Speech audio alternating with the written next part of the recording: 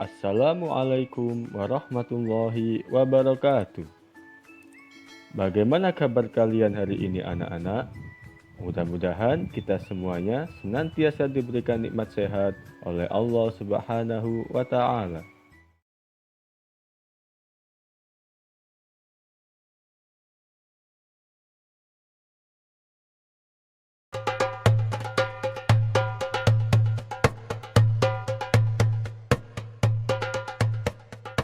Nabi Ibrahim mempunyai dua istri. Istri pertama bernama Sarah dan istri kedua bernama Hajar.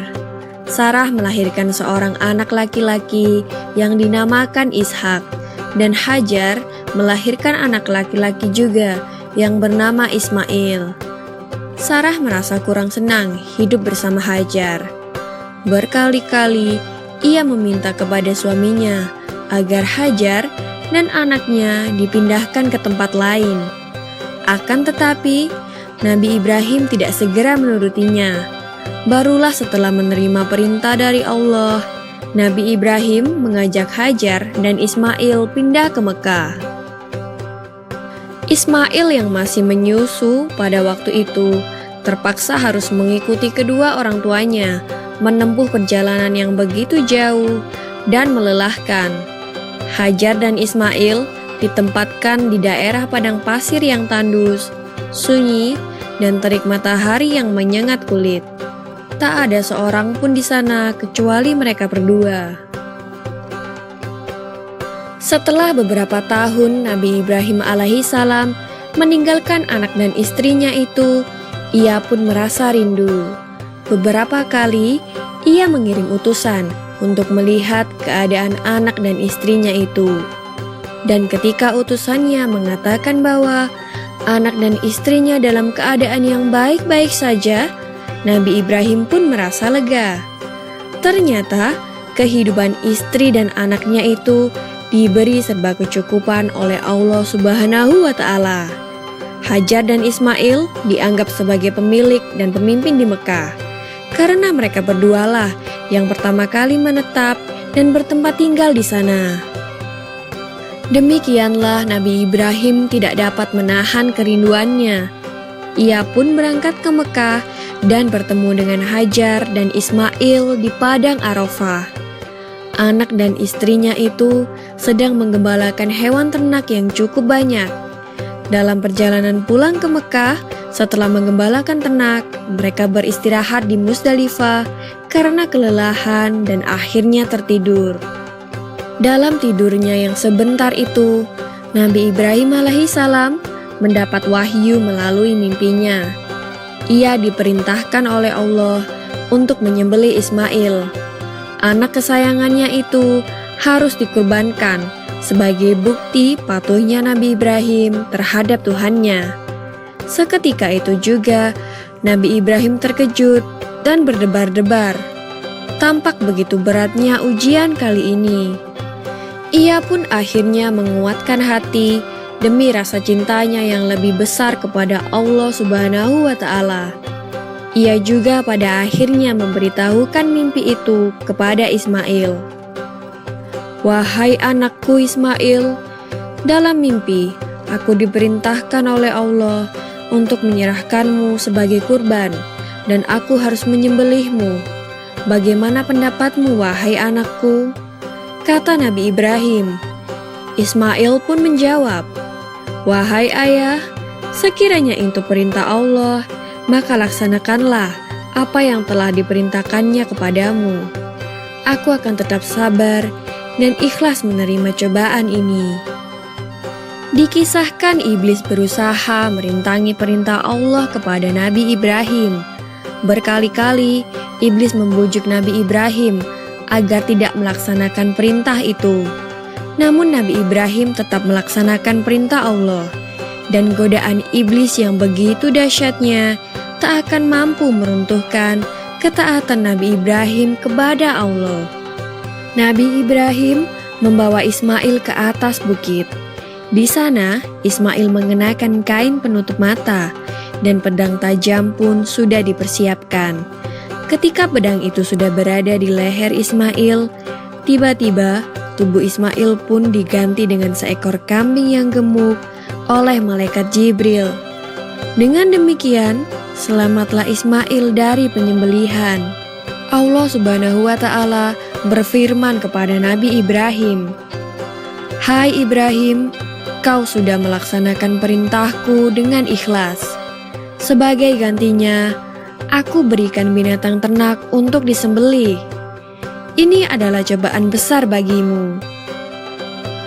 Peristiwa itu terjadi pada tanggal 10 Dzulhijjah di Mina, dan sampai sekarang dirayakan seluruh umat muslim sebagai hari raya Idul Adha.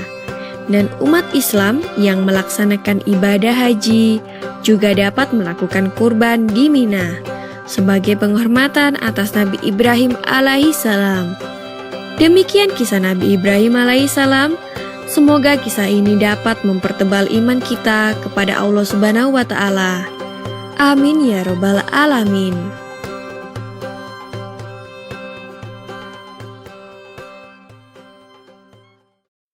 Pertama, mensucikan rezeki. Rezeki yang telah kita peroleh tidaklah mutlak untuk diri kita sendiri. Di sebagian harta kita ada hak orang lain yang membutuhkan. Allah menganjurkan kita untuk bersedekah dan mengingat sesama. Kurban juga merupakan bentuk sedekah dalam arti yang lebih luas.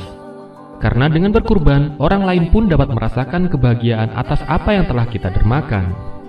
Yang kedua, bermanfaat sebagai penebus dosa untuk mendapatkan pengampunan darinya. Dalam hadis Al-Basar, Ibnu Hibban, "Hai Fatimah, berdirilah di sisi kurbanmu dan saksikanlah. Sesungguhnya tetesan darah pertama itu adalah pengampunan atas dosa-dosamu yang telah lalu." Yang ketiga, meneladani kesabaran dan kecintaan keluarga Ibrahim alaihissalam kepada Allah Subhanahu wa Ta'ala. Dalam Al-Quran, Allah berfirman dalam surat Asy-Syafa'at ayat 102-107 yang dijelaskan, "Maka tatkala anak itu sampai pada umur sanggup berusaha bersama-sama Ibrahim berkata, 'Hai anakku, sesungguhnya aku melihat dalam mimpi bahwa aku menyembelihmu. Maka berpikirlah apa pendapatmu?' Ia lalu menjawab, 'Hai bapakku, kerjakanlah apa yang diperintahkan kepadamu. Insya Allah kamu akan mendapatiku termasuk orang-orang yang sabar.'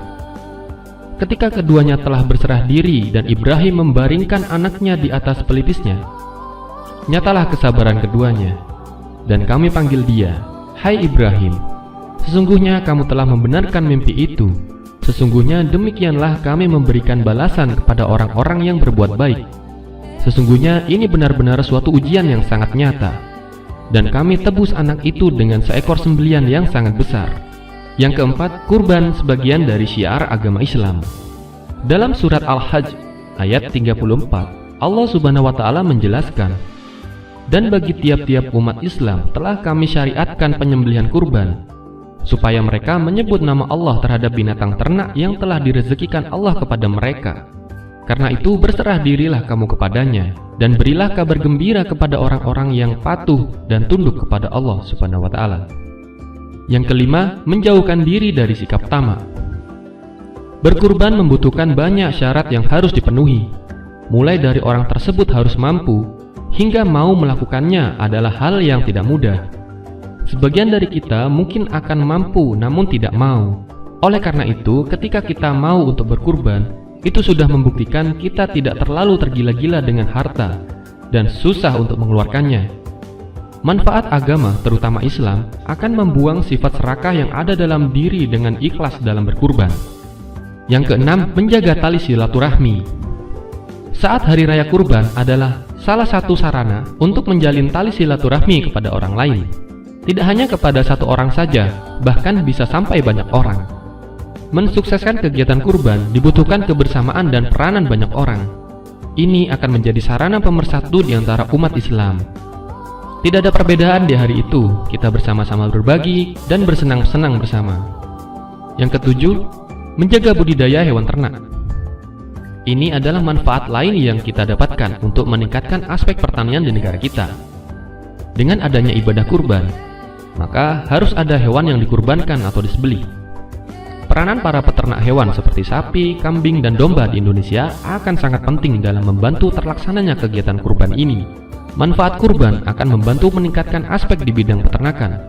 Mengingat sampai saat ini negara kita masih saja mengimpor hewan-hewan ternak. Bagi umat Islam tentunya ibadah kurban tidak hanya semata-mata ibadah, namun memberikan manfaat untuk sesama muslim dan muslimah.